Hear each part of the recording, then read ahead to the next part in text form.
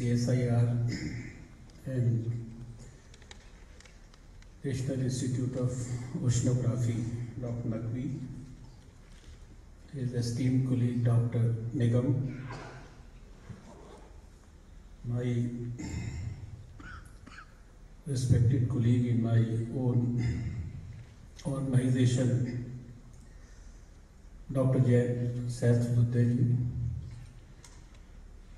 Professor Trevor Platt, our distinguished guest from Canada, Shri Jai Kumar ji from the Gyan Bharati, and all the distinguished professors, research scholars, students, Karamcharis, and all the media friends. I don't know whether I continue in English or, because when Jain ji spoke in Hindi, I was also tempted to speak in Hindi. But anyway, I knew that the whole program is going to be in English, which is the usual trend I have seen all over, unfortunately. But I'll take the help of both the languages. So first of all, let me congratulate all of you for this historic day, and I think it's a very, very happy and pleasure-giving coincidence that your foundation day itself is on the 1st of January, the day when you celebrate the new year, and we have new pledges, new resolutions. Everybody is on 31st. We get so many telephone calls from the media saying, "What is your new year resolution?" Yesterday, I got a telephone call from one newspaper in Delhi. I said, I have no personal resolution. He said, "No, we want your personal resolution." I said, my personal resolution is I want to get at least one of my child married in 2050.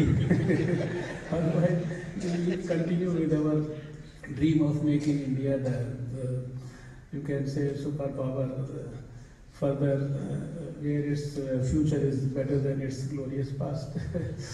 So it's a very happy coincidence, and I have to thank you for inviting me on this. Although I did not celebrate your new year in the hotel, I was in my room. There was some celebration going on. I knew that there will be a lot of those drinks and other activities, so I kept myself away from all that. But it's a great moment. And when I read the history of this institute, I think one of the most respected Prime Minister of this country has been Shri Lal Bahadur Shastri ji, whom, cutting across anything, everybody in this country respects a lot. And he was the man who chaired that meeting where the concept of creating this institute was born. And then it was he who, as Prime Minister, ensured that on 1st of January 1966 this institute comes up, and it is another sad story that we could not have him 10 days later. But this institute, I think it is bound to grow and deliver the best to the country, because it has, I think, the blessings of a great man who served India selflessly for so many years, maybe as Prime Minister for a few months.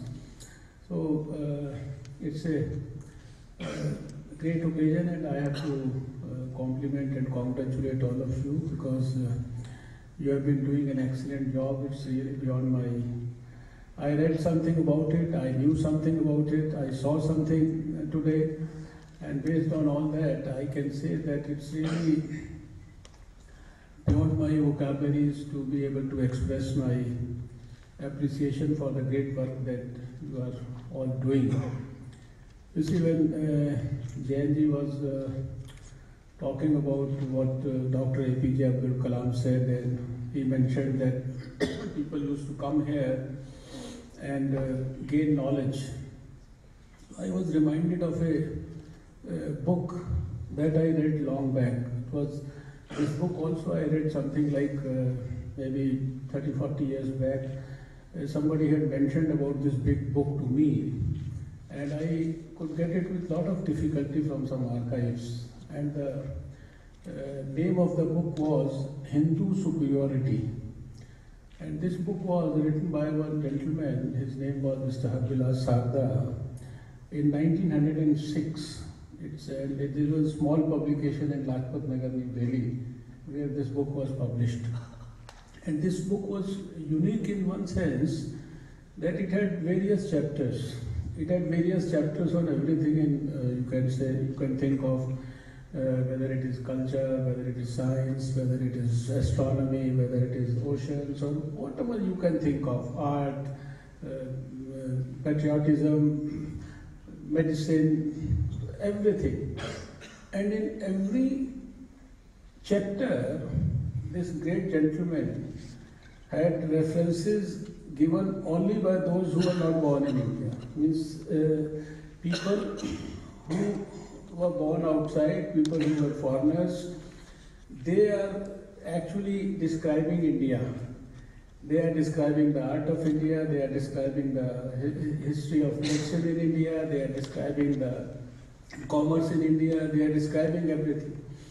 And in every chapter, when you read that chapter, you can appreciate that all the foreigners used to consider this as a, you can say, storehouse of every good thing, every knowledge, and we were the superior most in everything. Even in economy also, we used to have a GDP of something like 30-32%, the best in the number one in the whole world in the first century, and which almost continued till 17th century. And when he was talking about that, so I was reminded of this book. And unfortunately, what has happened over the years is that we have probably forgotten our glorious past.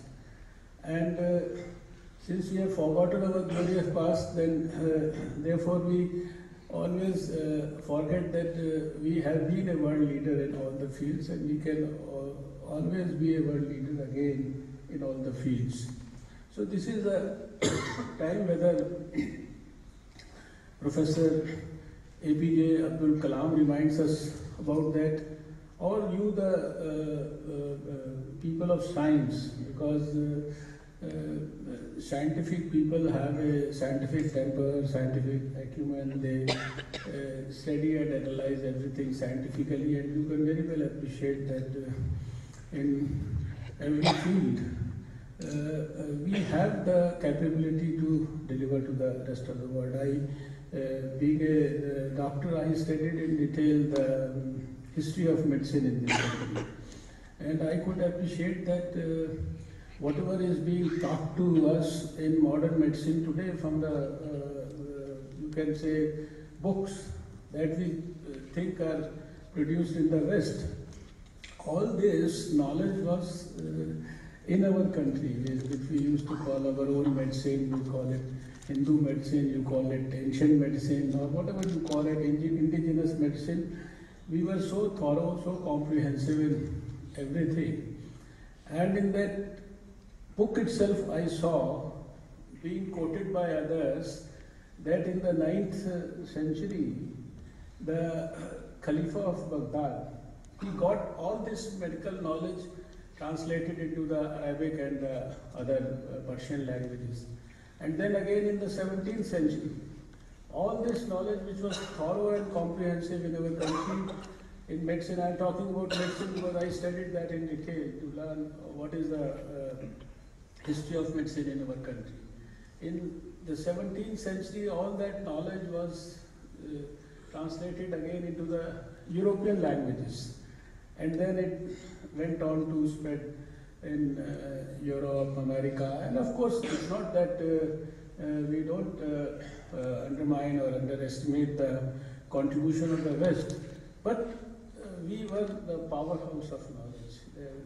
This is what JNB also emphasized to us, and I think this is the right time when we have a fortunately a leadership in the country which has become synonym with our, you can say, past aspirations. He has become a symbol of our own aspirations. He has a, you can say,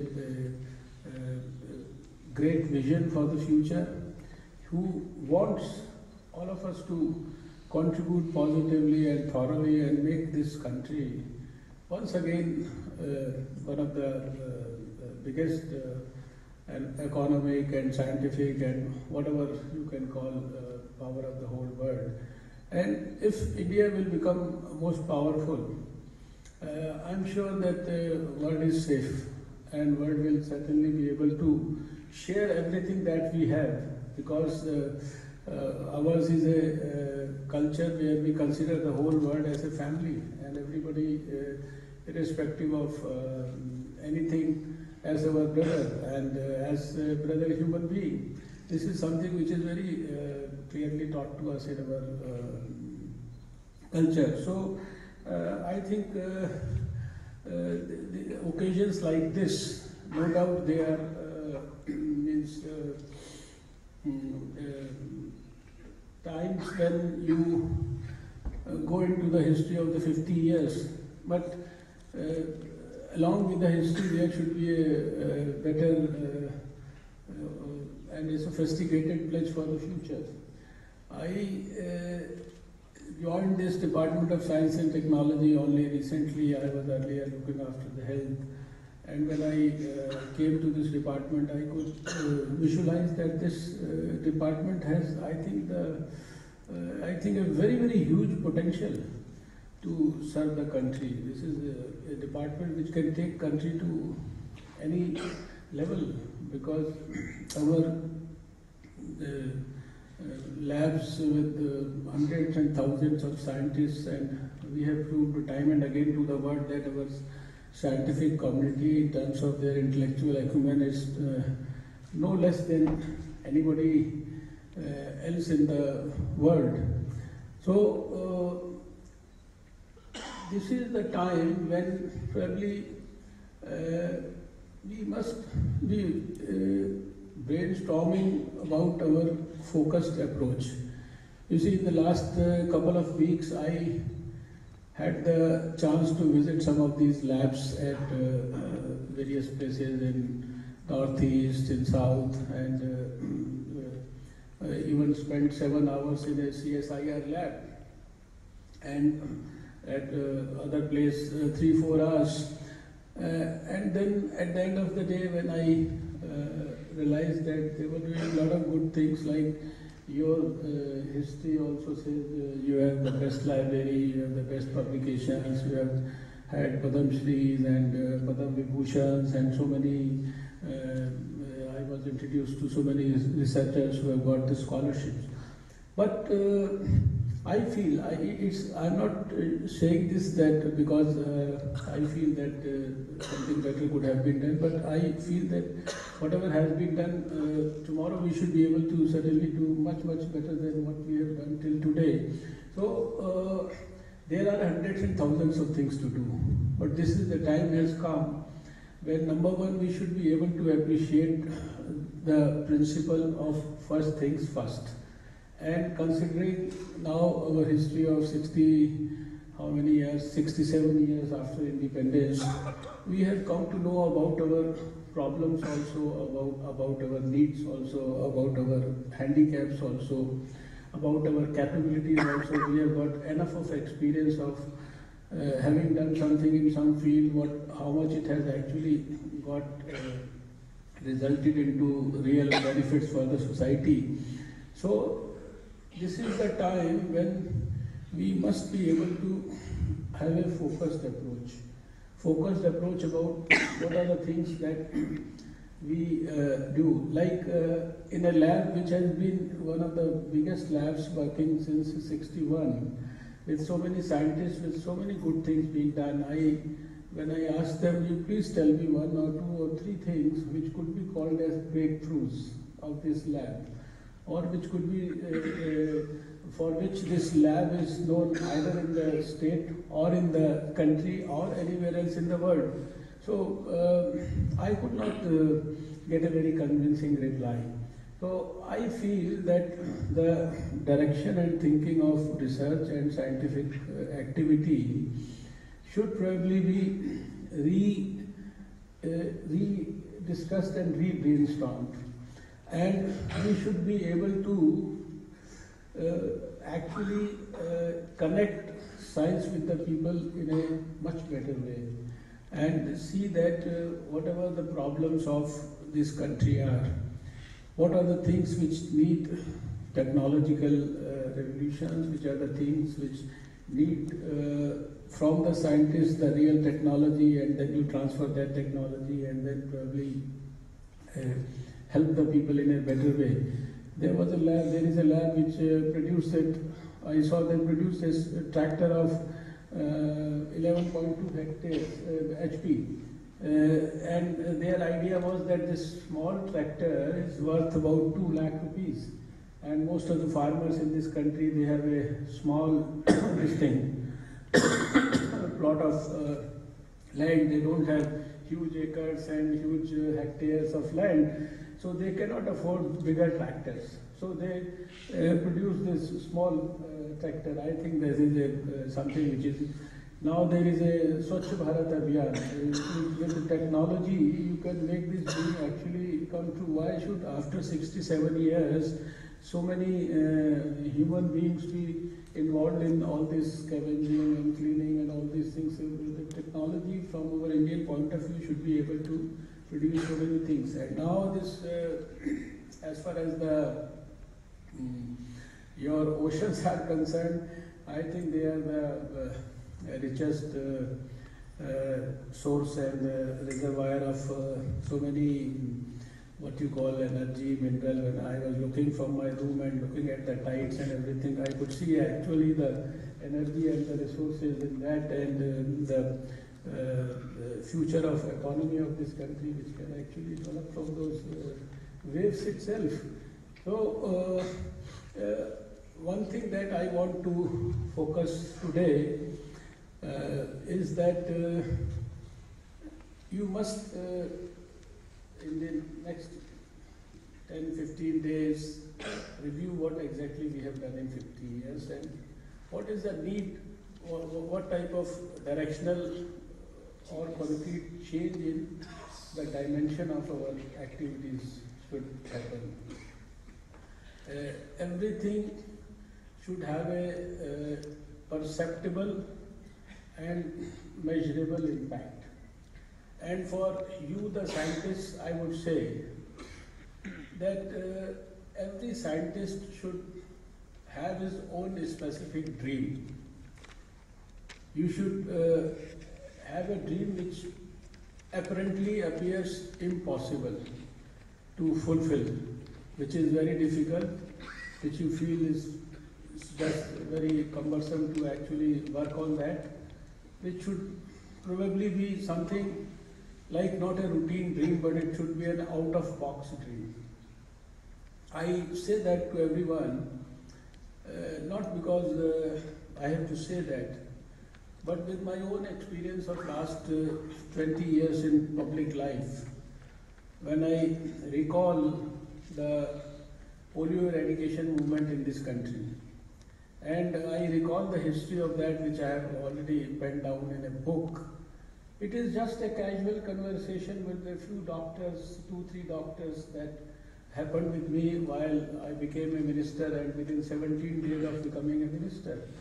And the pediatrician friends, they told me that I knew that polio is a disease which cripples children, but I never knew that this disease can be eradicated like smallpox. And then these doctors, they told me that this is something which can be eradicated like smallpox. I knew you can give vaccine, but I never knew that you should give vaccine to all the children simultaneously and make every gut of every child immune, where the wild virus is replaced by vaccine virus. You can eradicate the disease. So that small conversation, you see, it helped in the birth of a dream. the dream for which I literally thought over the whole night, wrote a small letter to the World Health Organization, give me something, everything about what has been done about polio in the whole world. They gave me a bunch of papers which took me about 10 days to read. And then I could see that if there is something which has been done in Philippines, if there is something which has been done in Cuba, if there is something which has been done by Brazil, why can't India do it? Everyone used to cite the example of India as being a country with huge logistics where because of logistics it's not possible. South Africa used to say 60% of cases of polio are in India, so you cannot,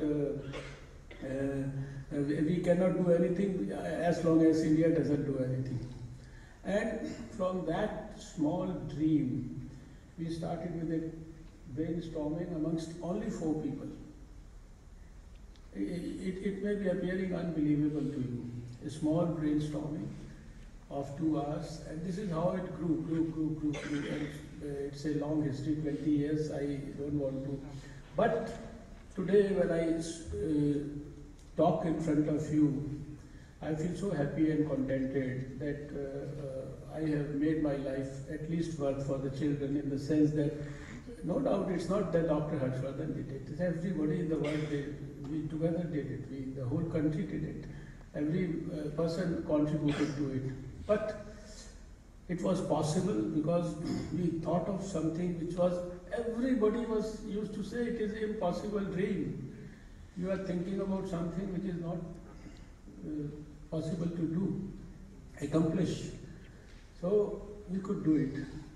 And this is what I feel, that you have so much of knowledge, experience, and if you start analyzing and set up a team for yourself, I am sure that you should be able to basically fulfill that dream in your life, and you'll have the satisfaction of your life if you come out of that routine box and enter an out of box thinking level. So this is what I want you to. I wrote a small speech while I was in the hotel yesterday evening. Because I know that about all your oceans and minerals and all these things. Each one of you knows maybe 100,000 and maybe million times more than me. But even then, whatever I had penned down my thoughts yesterday night while I was in the hotel, while the hotel was celebrating the New Year Day, I wrote this small speech. I'll just read it and take another 5 minutes so that you may not blame me about not talking anything about these ocean and this department about which I have come here. So I'll just read it for you so that it doesn't waste much of your time further. I'm happy to be here in your sunny Goa, but I must thank you, because when I was coming to the auditorium, I thought I'll have to remove all this. But this auditorium and air conditioning is so good. When I was entering, I had told him that, sir, I have to remove all this coat. But then I congratulated him for this good auditorium with a good AC. And yesterday also, then I saw this, there was good sun. So I'm happy to be here in your sunny Goa, to be with this elite group of achievers in the CSIR National Institute of Oceanography as you enter your 15th glorious year of your institution. I wonder if it is only incidental that this Golden Jubilee should be celebrated on New Year's Day, which we all usually use annually to make our resolutions, which I said in the beginning. So what do we resolve on the 50th anniversary today?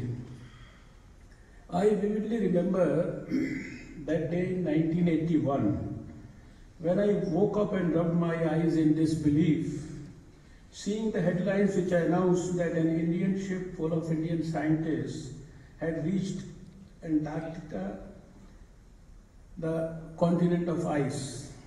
It was one of the high points of our national career and shaped our national identity as a nation of silent achievers.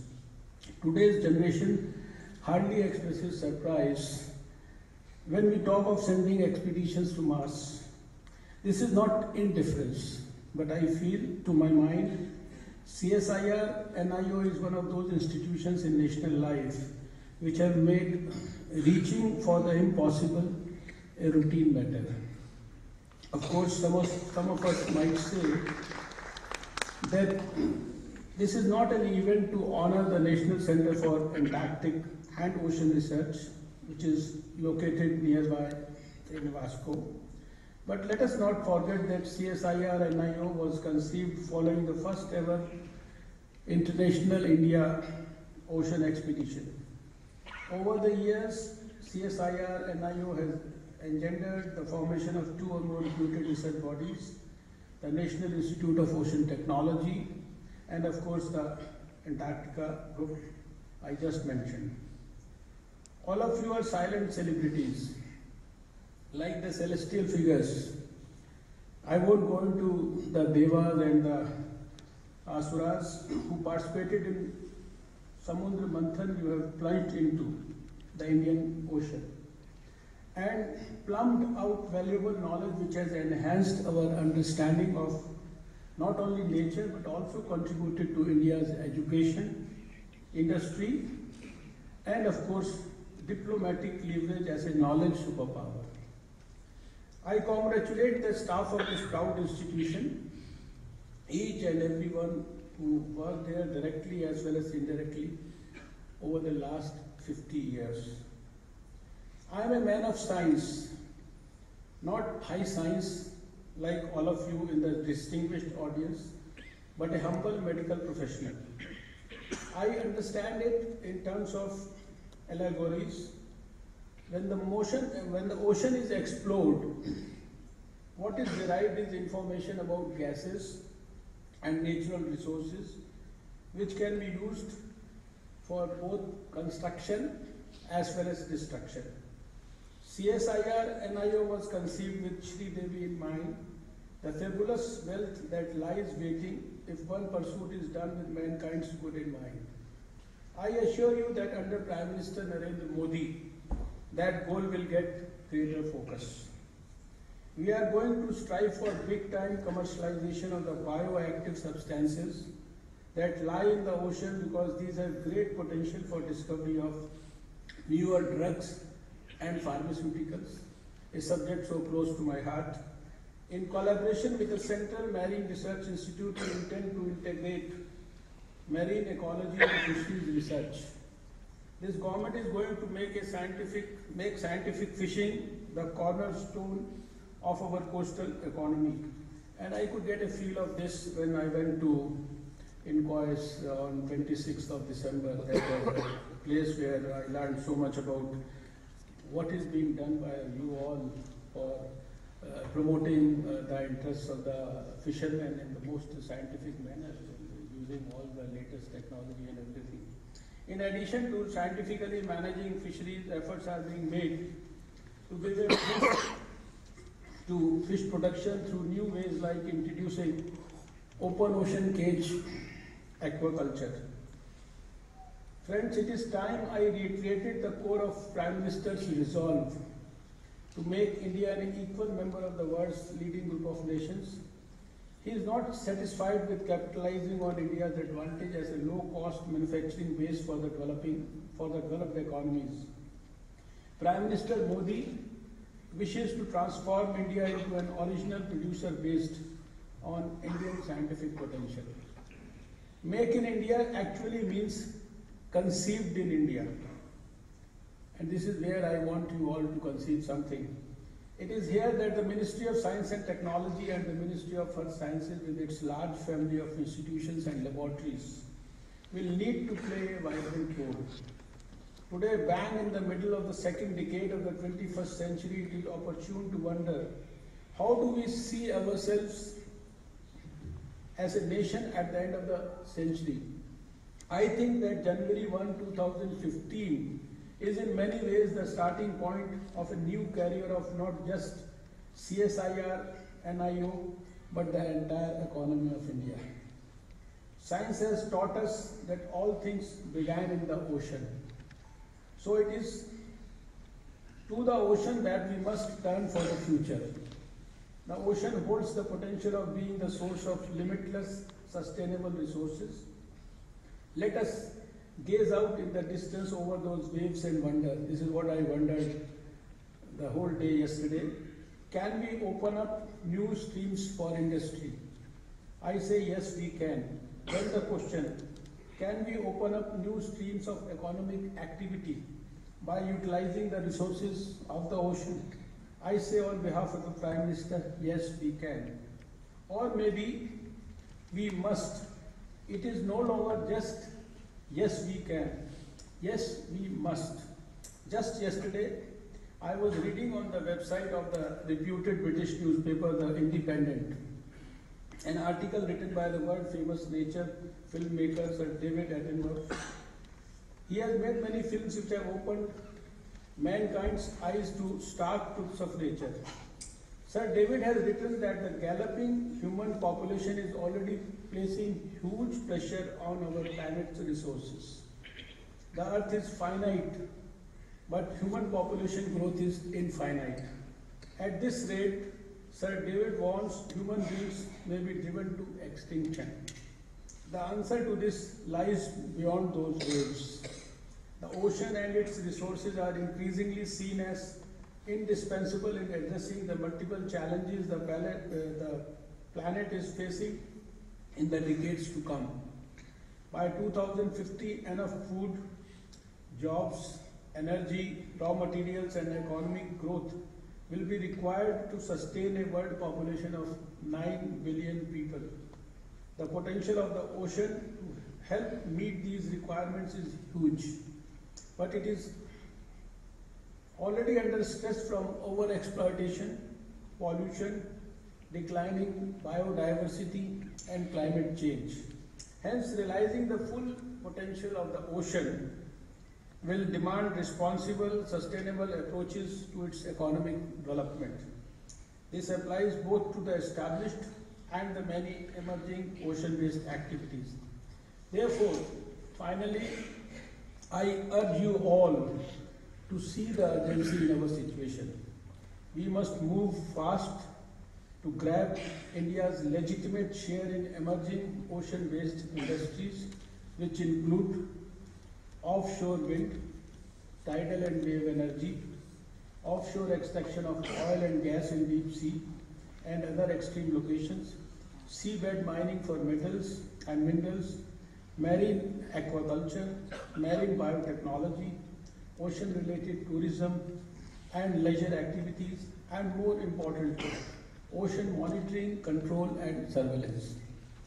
Last but not the least, we must not overlook the importance of keeping our ocean and seas safe and clean. The ongoing Swachh Bharat Abhiyan is relevant for our offshore areas in order to maintain the biodiversity of our life-sustaining waters. This, as you may know, in oceanography has huge implications for our health. I am sure that the launch of Sindhu Sadhana, your prestigious ship, our own research vessel, will take us from strength to strength. I thank all of you for your kind attention, and I look forward to being part of your and our glorious future. Thank you all.